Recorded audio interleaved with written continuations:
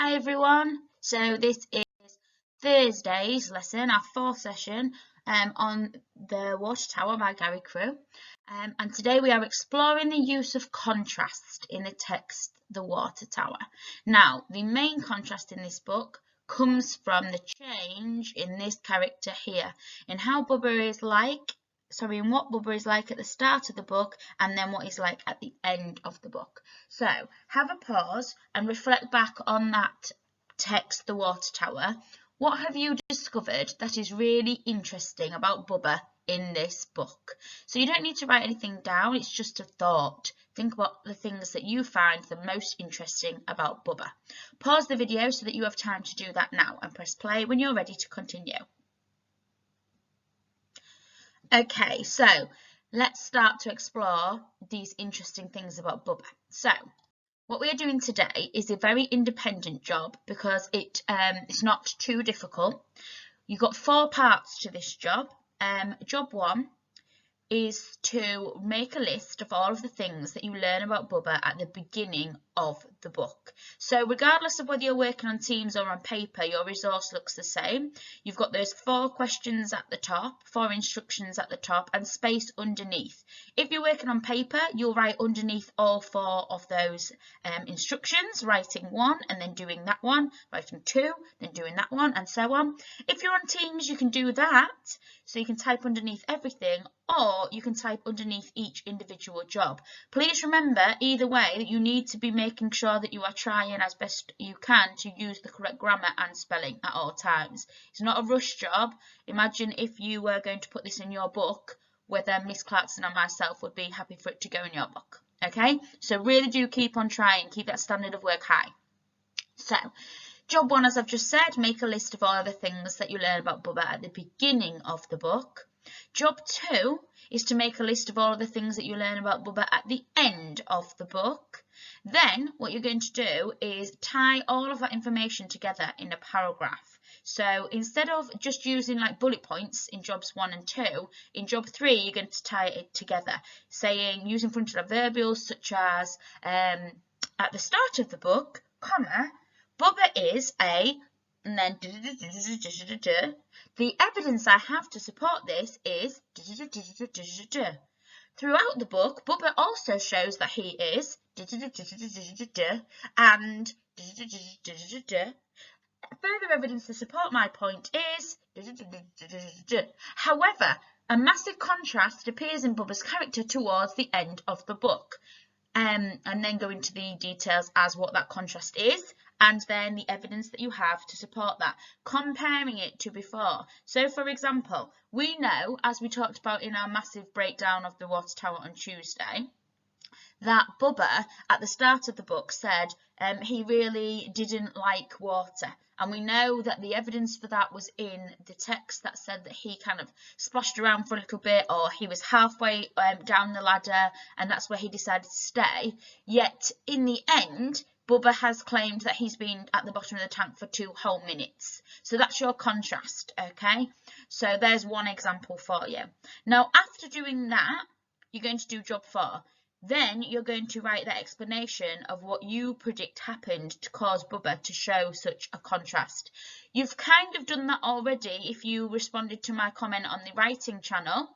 It's very similar to that, but the writing channel comments were quite small and I would prefer it if you wrote a larger paragraph. Some of you did write large paragraphs, so brilliant, well done. So it may be a case of you scrolling back to the writing general channel to do that yourself.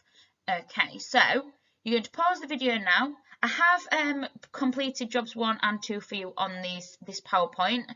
You'll be seeing it as a video, but please only watch that after you've completed it in your book to cross-reference. So to clarify, do job 1 and job 2 now, then you can watch the rest of the video and then do job 3 and job 4. Okay, pause the video now. Right, so you should have done jobs 1 and 2. Let's have a look at what I thought for those things. So, at the beginning of the book, Bubba does not challenge Spike at all. Now, this comes in the fact that Bubba decides that Spike he's going to just let Spike run off. So this is more of an inference one, and I would put my evidence there as Spike led the way as usual, and Bubba puffed on behind. He doesn't shout, "Wait for me, you're running ahead." Bubba's mum doesn't care. The evidence for that in the text is that it says Bubba's mum couldn't care less where he went. Bubba is worried and anxious. There's lots of evidence to support this. You reckon Vandal's done that? He asked, is one of those one of those pieces of evidence. But other pieces of evidence are things like he splashed around a little bit in the water, but only up to his knees. And then Spiky, he yelled. And Spiky, he whispered, showing the contrast in how loud he spoke because he was scared.